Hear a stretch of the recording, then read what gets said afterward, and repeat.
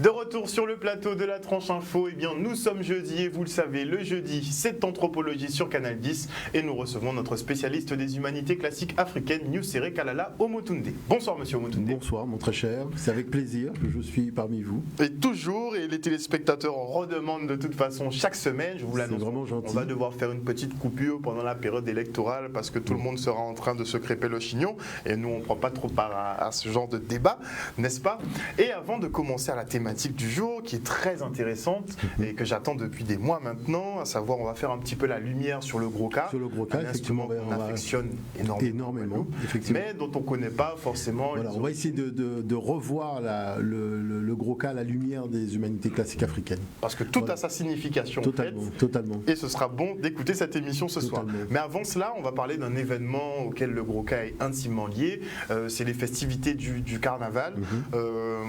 Pour moi, il y a toujours une question centrale qui se pose sur le carnaval, c'est à savoir si les 2 mois ou les 3 mois en général en fonction des années, des 3 mois de festivités non-stop sont légitimes ou bien on a un petit souci quand même à vouloir fêter autant.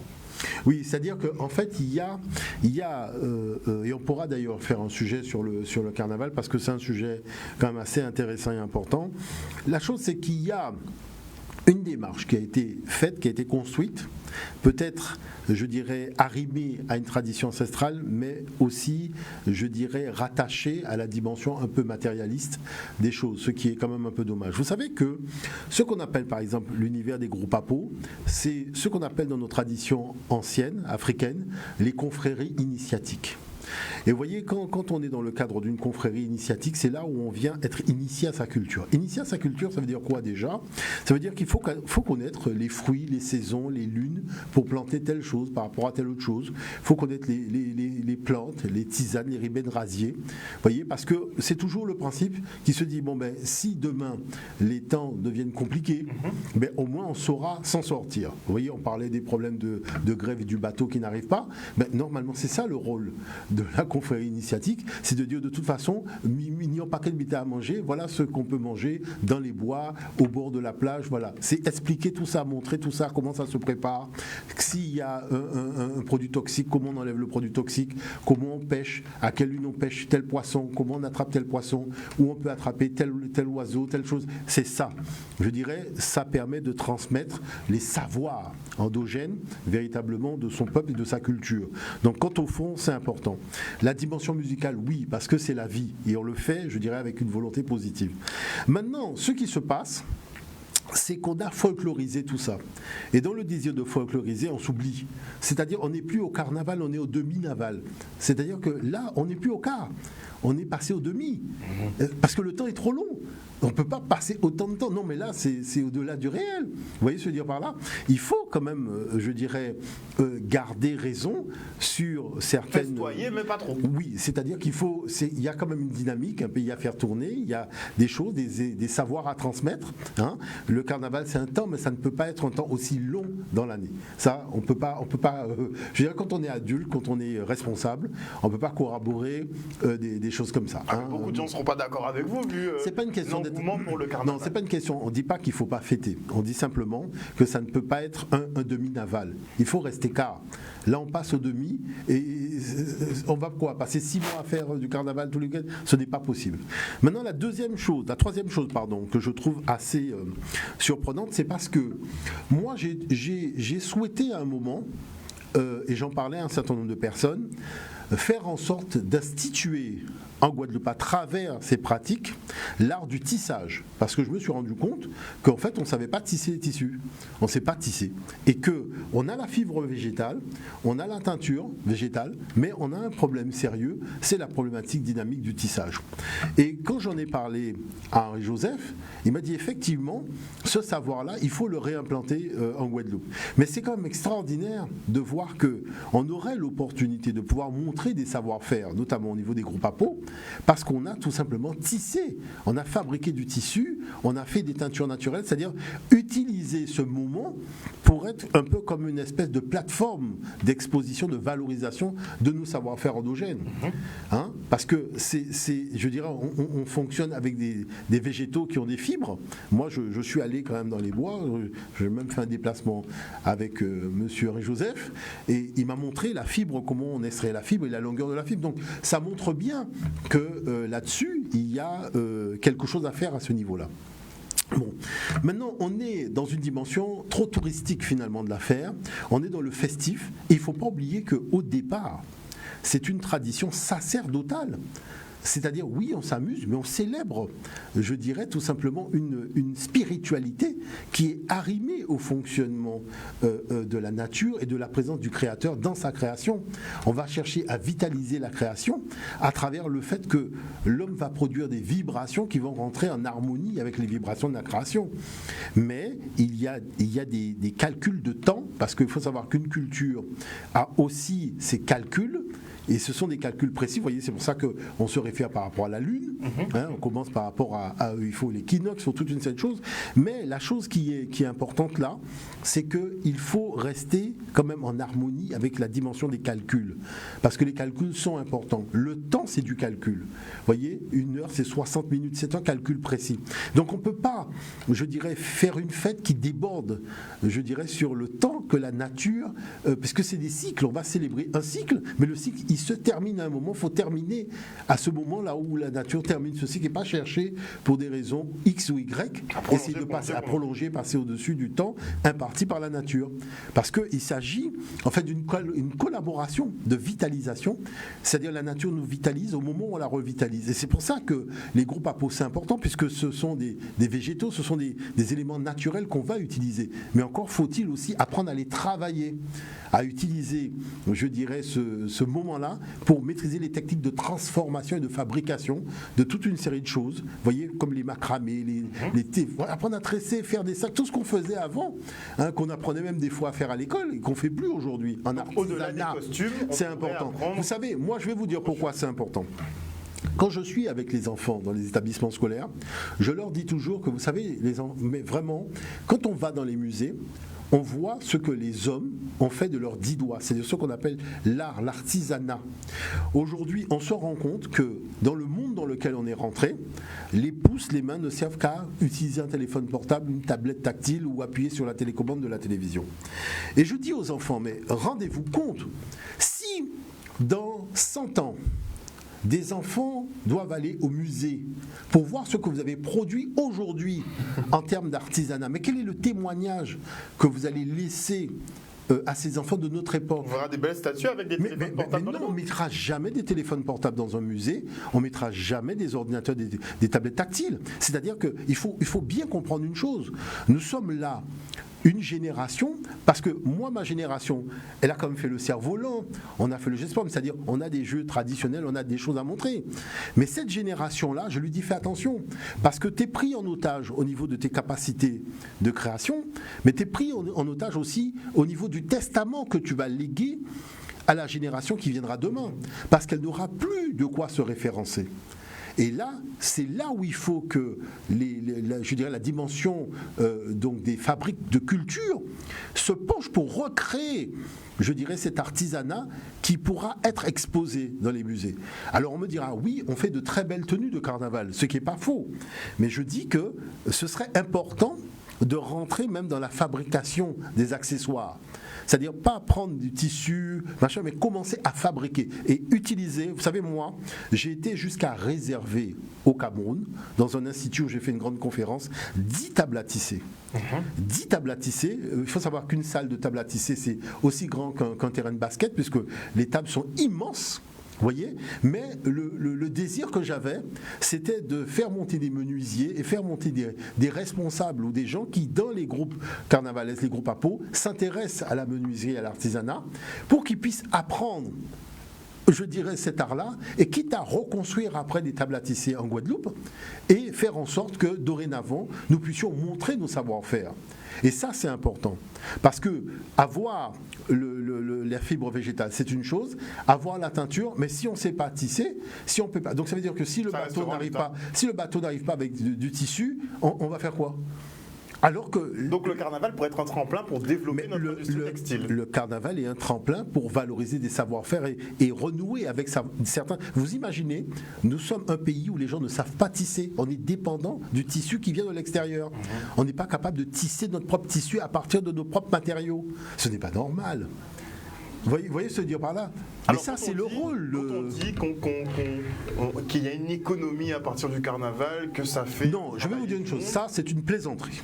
Je dirais que ça, c'est un projet à mettre en place. Vous voyez? Parce que on aurait pu fabriquer, à partir de nos fruits locaux, une boisson qui a des nutriments, qui est énergétique, qui est servie partout quand les gens s'arrêtent. C'est-à-dire une boisson typique du carnaval qui viendrait d'ici. On peut faire une boisson à partir de nos fruits, qui n'a pas de conservateur, donc qui n'est pas un produit chimique, qui est une boisson naturelle. Et dans, je sais pas moi, les roulottes où on vend les boquites et compagnie, eh ben, le carnaval serait le moment, comme tous les peuples font, pour servir cette boisson, qui est une boisson bourrée d'énergie, qui fait que quand la personne est en train de débouler, ben, elle a besoin de se recharger en énergie, elle ne va pas boire un produit chimique, elle va boire quelque chose qui va lui donner de l'énergie, des nutriments, des vitamines, une force vitale du pays. Vous voyez, quelque chose d'un petit peu... Voilà ce qui est intéressant. Vous voyez, c'est-à-dire d'utiliser ce moment-là comme une espèce de plateforme où on va montrer nos savoir-faire dans différents domaines. J'avoue qu'il y a une entreprise sur ma table, ça s'appelle Manger Zion d'ailleurs. Oui, qui utilise d'ailleurs. Qui fait des thés le dimanche pour les carnavaliers. Totalement, voilà. Mais c'est ce genre de démarche-là qui est intéressante. C'est-à-dire, utilisons quelque chose qui capitalise l'attention du peuple pour pouvoir faire en sorte de montrer comment, à partir de ce que nous avons, on peut se transcender et transcender ce que nous avons, de manière à faire en sorte d'avoir demain quoi? Une vraie économie, pas des franchises. Vous voyez? Parce que faire le déboulé de carnaval et s'arrêter pour consommer des choses qui sont des franchises américaines ou des franchises européennes ou autres. Mais quand même, il faut quand même... Moi, j'apprécie toujours la marchande, vous voyez, celle qui a préparé sa petite cassave qui est là. Vous voyez, parce qu'elle a préparé cette petite marchande-là qui a préparé quelque chose de local. Elle est là avec ses cassaves, elle vend ses cassaves. Vous voyez ce débat-là? C'est cette démarche-là qui est intéressante. Vous voyez, c'est utilisons ce moment-là qui va capitaliser sur une période raisonnable, mais qui va permettre de montrer comment on a fait des bons en maîtrise technique, en maîtrise technologique sur un certain nombre de choses qu'on va montrer. Et comme il y a un engouement, une passion énorme, on pourra véritablement se transcender et avoir, en utilisant le carnaval comme une espèce de plateforme d'élévation, des vrais secteurs d'activité économique en Guadeloupe. Okay. Et ça, c'est important. Vous pensez qu'on pourra le faire? C'est une question, je dirais, de dynamique de pensée. Parce que c'est vrai que, vous savez, il y a des forces contraires. Bon, ça doit être un peu une espèce d'amusement touristique. Donc voilà, on va payer sa place et puis on va au cinéma. Et au lieu d'avoir un spectacle sur un écran, on a un spectacle vivant. Vous voyez, il ne faut pas transformer ça quand même en spectacle. Je pense que, vous savez, moi je réfléchis toujours de la même façon. Si un enfant aujourd'hui voit que sa culture, c'est un spectacle, genre Walt Disney, mais qu'est-ce qu'il va faire demain quand il aura mon âge, cet enfant?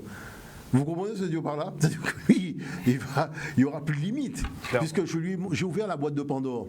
Donc lui, il va rentrer dedans et puis c'est fini. Trop d'amusement. Donc c'est pour cette raison que je suis obligé de faire attention en tant qu'adulte. C'est-à-dire parce que je sais qu'il y a des jeunes qui vont m'observer et vouloir utiliser ce que je fais, la démarche que j'ai, comme... maîtresse, je dirais, comme axe de décision. Ben tiens, s'il a fait ça dans cette direction-là, ben peut-être qu'on peut faire plus que ça. Il faut des garde-fous. Il faut des garde-fous, c'est important. Alors, on parlait de la dimension musicale, justement, du carnaval, avec ses sonorités bien particulières, surtout avec ceux qui utilisent des tambours, en tout cas pour ceux qui utilisent des tambours, qu'on appelle aussi gros K ou K tout simplement. Qu'est-ce que vous nous apprenez aujourd'hui, justement, sur le gros K et ses origines? Voilà, en fait, moi, ce que je trouve... intéressant et important quand même à aborder lorsqu'on parle de notre, je dirais, sonorité musicale fondamentale, qui est le gros K, c'est que les gens qui en parlent sur Internet, les sites web d'une façon générale, on présente le gros K en 4 lignes. Vous voyez, c'est-à-dire que j'ai regardé en 4 lignes, c'est-à-dire qu'on a l'impression que c'est un peu une espèce de coquille un peu vide Donc on va s'occuper de la décoration de la coquille et qu'à l'intérieur, bon, il n'y a que de l'amusement et de la distraction. Et c'est vrai que c'est embêtant parce que vous savez que normalement, la culture, ça doit être une espèce de tuteur que l'on met pour que les jeunes générations puissent avoir la capacité de donner un sens à leur existence. Parce qu'aujourd'hui, on est dans un problème qui est la crise du sens. Et dans cette crise du sens, lorsque le jeune va dans sa culture, il faut que sa culture lui permette d'avoir non seulement la possibilité de donner un sens à son existence, mais donner un sens à sa culture et de donner un sens, je dirais aussi, à son pays. Bon, aujourd'hui, on a un peu tendance à vouloir analyser l'angle de cette pratique culturelle, comme j'entends des fois les gens dire à la télévision, que après avoir coupé la canne toute la journée, nos ancêtres avaient envie de se défouler. Oui. Et qui sortaient les tambours pour se défouler. Une diversion qui tourne. Voilà. Donc c'est très dommageable de dire des choses pareilles. Parce que je pense que cette idée de se défouler, comme quoi on aurait une culture qui n'aurait pour fondement que le défoulement, et le carnaval serait un exemple de plus, c'est pas bien pour un jeune, vous voyez, de ramener sa culture à l'expression totalement matérielle, débridée du corps. Dans lequel, voilà, parce que même quand vous passez les fêtes de fin d'année, Noël et compagnie, c'est la même chose. C'est-à-dire on a droit systématiquement au même type de spectacle de bassesse. Il faut quand même se le dire clairement à un moment. Vous voyez ? Et c'est ça qui fait que petit à petit, les gens vont se désinscrire quand même. C'est-à-dire quand les gens vont commencer à sortir, je dirais, du noun, comme disent les anciens, c'est-à-dire à prendre conscience que, mais quel sens... Vous imaginez que on va faire par exemple des chantés Noël, il n'y a que des bouteilles d'alcool sur la table alors qu'il y a des enfants. Donc l'enfant dit oui, je veux un verre de jus, il va sur la table, il va sur la table, il n'y a que des bouteilles d'alcool. Bon, moi ce que je trouve... Déjà à la base. Non mais c'est pas comme ça qu'on fait. Les adultes oublient qu'ils ont quand même un rôle de guide vis-à-vis des jeunes générations. Un devoir d'exemplarité. Mais oui, dans ce cas-là, laisse l'enfant à la maison, fais tes affaires tout seul. Mais si l'enfant est là, tu as un devoir quand même de responsabilité vis-à-vis des enfants. Vous savez, moi j'ai été en Allemagne, simplement pour faire une petite parenthèse, parce que c'est là où j'ai découvert vraiment cette affaire-là. Il me manquait une pile pour ma télécommande. Et nous sommes partis chercher une pile. On arrive dans le centre-ville. Sincèrement, il n'y a personne. Il n'y a personne. Et le feu est vert. Quand je dis il n'y a personne, il n'y a pas de voiture. Le feu est vert. Bon, moi, je m'apprête à traverser puisqu'il n'y a pas de voiture, ni dans un sens ni de l'autre. Et le monsieur qui est avec moi m'arrête. Il me dit non, on ne peut pas traverser. Alors je lui dis tiens, c'est étonnant parce qu'il n'y a pas de voiture ni dans un sens ni un autre. Et il me dit oui, mais il y a un enfant. Je lui dis attendez, parmi toute la foule qu'il y a là, les gens ont vu qu'il y avait un enfant. Il me dit oui. Et c'est pour cette raison qu'aucun adulte n'a traversé. Je dis mais attendez, ça veut dire que s'il n'y avait pas l'enfant, les adultes auraient traversé? Il me dit oui, s'il n'y avait pas l'enfant dans la foule là qui s'apprête à traverser, les adultes auraient traversé. Ah ben vous savez que quand on est revenu, il n'y avait pas d'enfant, c'était la même situation et les adultes ont traversé. Et je me suis dit mais attends, mais c'est extraordinaire de voir que et vous avez quand même des gens qui ont ce souci de l'exemple que va donner l'adulte aux jeunes. À ce point-là, moi j'ai trouvé ça, c'est pas que je l'ai trouvé excessif, mais je me suis dit, mais c'est impressionnant. C'est impressionnant. Ça voudrait dire que, voilà, on a cette démarche-là comme fondement, c'est-à-dire qu'on sous-tend que notre pays ne partira pas en cacahuète parce qu'on a montré l'exemple. Moi aujourd'hui, je vois dans les systèmes d'enseignement, je ne peux pas garantir qu'un jeune aujourd'hui qui a 8 ans ou 10 ans va s'arrêter dans 10 ans à un feu rouge. Parce que la façon dont on conçoit la relation avec lui, il n'y a plus de garde-fou, il n'y a plus d'autorité, il n'y a plus rien. Donc si le feu qui ne parle pas, qui est juste une lumière, une couleur, n'est pas capable de l'arrêter, vous voyez, mais ce sera le début de la fin. Exact. C'est ça les problématiques de fond. Et c'est pour ça que je dis que attention à la culture, il ne faut pas la présenter aux jeunes générations comme l'amusement non, de la fête à chaque fois. Il faut arrêter de faire ça. Et ça, c'est important. Maintenant, la deuxième chose que je trouve quand même à problème dans ça, c'est que tout le monde sait que le tambour ne fait pas partie de la dimension culturelle des Européens. C'est pas un peuple à tambour. Eux-mêmes le reconnaissent quand on commence à rentrer dans les ouvrages étymologiques. Ils ne vont pas raccrocher cet instrument de leur environnement culturel. Bon. Donc, à partir de ce moment-là, pourquoi je dirais, il y a cette envie de raccrocher l'historicité du gros cas à des phénomènes de contact culturel entre l'Afrique et l'Europe dans l'espace guadeloupéen ou autre de la Caraïbe ou autre. C'est quand même extraordinaire de voir que il y a une façon de parler des choses sans mener une enquête, sans faire preuve d'esprit critique. De dire que oui, comme les Anglais avaient un fût qui était le quart, donc le quart est devenu le quart, et comme c'est un gros fût, donc ça a donné gros quart, qui a finalement donné gros quart. Tu dis, mais attends, mais comment, hein, sérieusement, hein, si vous avez un pays indépendant à gérer, comment vous faites pour assumer que vous racontez à un enfant des histoires de dormir debout pareilles? Vous voyez ce que je veux dire par là? C'est-à-dire que vous ne lui donnez pas de colonne vertébrale. À partir du moment où on n'a pas de colonne vertébrale, on ne tient pas debout. Le but de la culture, et qui fait que cette culture dans la dimension africaine est intimement liée à la spiritualité, c'est la notion de colonne vertébrale. Parce que si on n'a pas sa propre colonne vertébrale, on va emprunter à quelqu'un d'autre une colonne vertébrale qui n'est pas la nôtre. Et à partir du moment où on utilise une colonne vertébrale qui n'est pas la nôtre, il y a colonialisme, il y a aliénation culturelle et destruction de la personnalité humaine. Donc peut-être ce rejet du gros cas par les jeunes générations. C'est-à-dire qu'il faut concevoir un discours. Et c'est pour ça que je me suis dit, c'est quand même important de venir réexpliquer un certain nombre de choses. La chose, même si on prendra le temps de le revoir, c'est que le tambour est un instrument tellurique. C'est-à-dire que c'est un instrument assez particulier qui n'est pas le cordophone. Parce que dans nos traditions ancestrales, il y a deux instruments sacrés.